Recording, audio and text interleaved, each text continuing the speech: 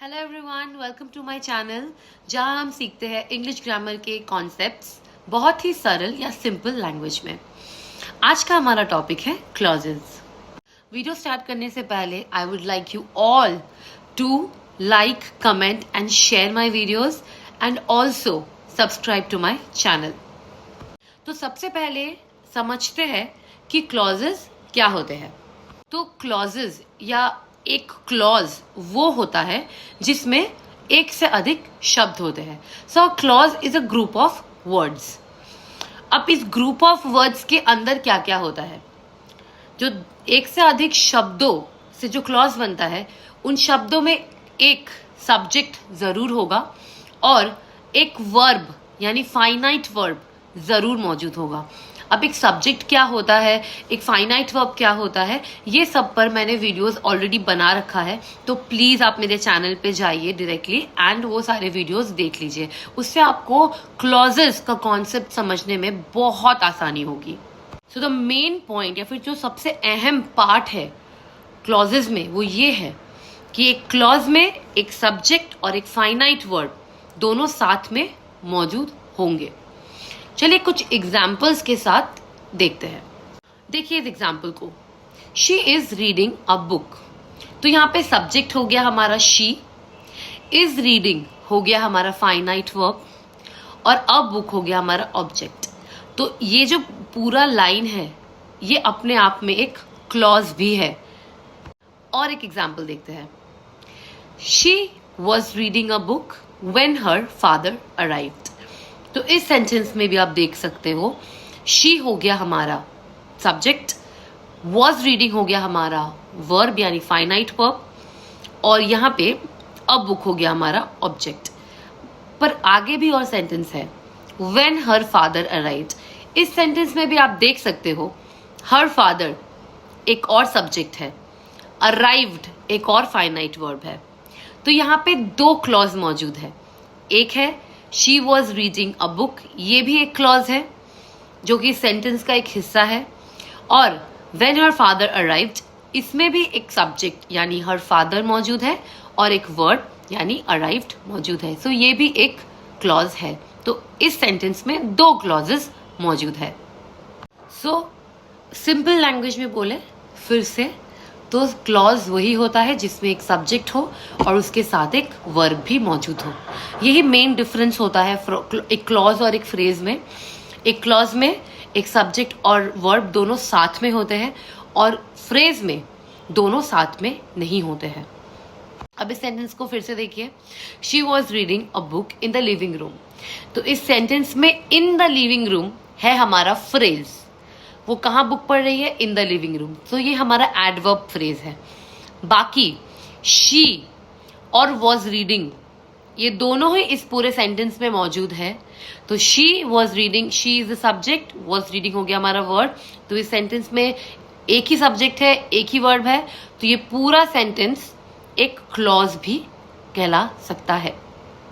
अब आते हैं टाइप्स ऑफ क्लॉजेस में। तो ब्रॉडली अगर बोला जाए, मेन दो ही टाइप के क्लॉज होते हैं।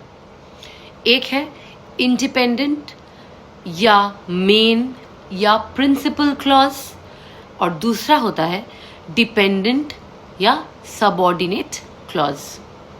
फिर से इस सेंटेंस को लेते हैं, she was reading a book when her father arrived. तो यहाँ पे अगर मैं इस सेंटेंस को दो हिस्सों में बांटूं तो हमें एक ये क्लॉज मिलता है, she was reading a book, और ये दूसरा क्लॉज मिलता है व्हेन हर फादर अराइव्ड। तो अब she was reading a book, ये जो क्लॉज है इसको अगर मैं इस सेंटेंस से अलग करके लिखूं, she was reading a book, तो ये खुद में भी एक सेंटेंस फॉर्म करने की क्षमता रखता है।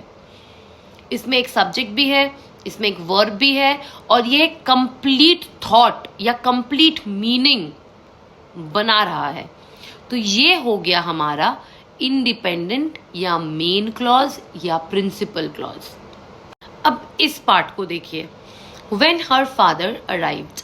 अगर मैं इस क्लॉज या इस हिस्से को मेन सेंटेंस से अलग कर देती हूँ और लिखती हूँ व्हेन हर फादर अराइव्ड, सो क्या इस सेंटेंस से आपको कुछ समझ में आ रहा है? नहीं। ये सेंटेंस बोलने पर ही आपके बहुत सारे प्रश्न हो रहे हैं। इसमें भी देखिए एक सब्जेक्ट मौजूद है, हर फादर, और इसमें एक वर्ब भी मौजूद है, फाइनाइट वर्ब, अराइव्ड। लेकिन ये जो पार्ट है, व्हेन हर फादर अराइव्ड, तो ये कोई भी मतलब नहीं बना रहा। जैसे क्या हुआ उसके पापा आने के बाद, क्या हो रहा था, आपके बहुत सारे सवाल उठ रहे हैं।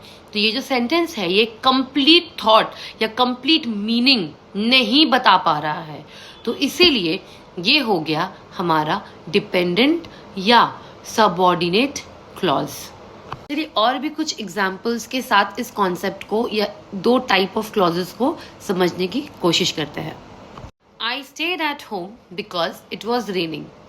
तो इस सेंटेंस में आई स्टेड एट होम हो गया हमारा इंडिपेंडेंट क्लॉज, क्योंकि अगर हम इस पार्ट को अलग भी कर देते हैं तो वो एक सेंटेंस फॉर्म करने की क्षमता रख रहा है। और बिकॉज इट वॉज रेनिंग हो गया हमारा डिपेंडेंट क्लॉज, क्योंकि वो अकेले कोई मतलब नहीं बना पा रहा है, वो डिपेंडेंट है सेंटेंस के बाकी हिस्सों में अपना मतलब बनाने के लिए। नेक्स्ट है she smiled when she saw her friend. तो यहाँ पे शी स्माइल्ड हो गया हमारा इंडिपेंडेंट क्लॉज, और when she saw her friend हो गया हमारा डिपेंडेंट क्लॉज। नेक्स्ट है he couldn't come since he was feeling unwell। तो he couldn't come हो गया हमारा independent clause, since he was feeling unwell हो गया हमारा dependent clause। लास्ट है I will call you after I finish my homework।